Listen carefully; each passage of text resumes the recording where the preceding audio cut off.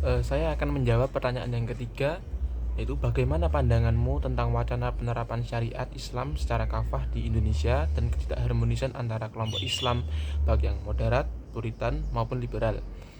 Jelaskan pandangan tersebut disertai dengan data sejarah dan solusinya.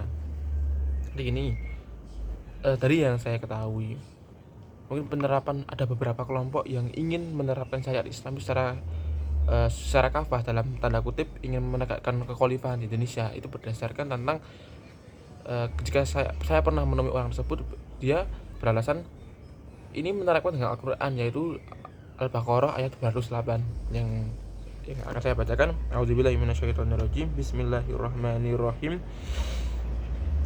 Ya ayyuhalladzina amanu dkhulu fi silmi kafah, yang artinya wahai orang-orang yang beriman, masuklah dalam Islam secara keseluruhan. Nah, mungkin keseluruhan di sini bukan berarti kita mengaplikasikan Islam itu harus seperti apa yang plek pada Rasulullah terlebih dahulu, karena pada dasarnya Islam ini adalah moderat. Jadi bukan Islam moderat, tapi memang Islam ini adalah dogma yang moderat. Jadi bukan Islam moderat, tapi moderat itu yang mengikuti Islam, karena pada dasarnya Islam itu sudah moderat dari sananya.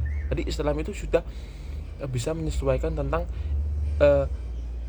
tempo dan zaman, bahkan tidak lekang oleh waktu. Islam itu bisa diterima di mana-mana saja, walaupun di tempat, waktu, dan yang berbeda-beda. Bahkan Islam itu masih relevan digunakan saat ini, walaupun munculnya 1400 tahun yang lalu.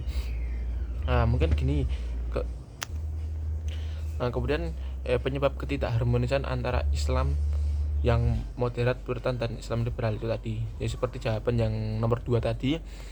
Jadi keterlibatan antara pemahamannya dan perasaan itu sangat berpengaruh dalam jadi tiga ini muncul karena adanya perbedaan pemahaman secara tekstual dan dicampur juga perasaan mereka masing-masing, yaitu atifahnya.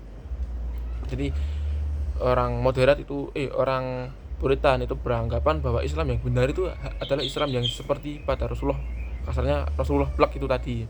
Kemudian Islam yang liberal itu beranggapan bahwa Islam itu bisa menyesuaikan zaman, tapi terkadang menyesuaikan zamannya itu terlalu berlebihan, jadi mengabaikan syariat-syariat yang ada. Jadi kita mengamalkan Islam itu istilahnya sakarepe dhewe gitu. Kemudian kalau yang moderat itu Islam yang tengah-tengah. Jadi dari moderat itu tadi, yang menurut saya ini yang paling relevan saat ini. Jadi tidak mengabaikan syariat, tetapi beranggapan juga Islam itu bisa menyesuaikan sesuai zamannya, dan Islam itu bisa diamalkan sesuai porsinya dalam zamannya ini. Jadi Islam itu bisa menyesuaikan oleh ruang dan waktunya, seperti itu.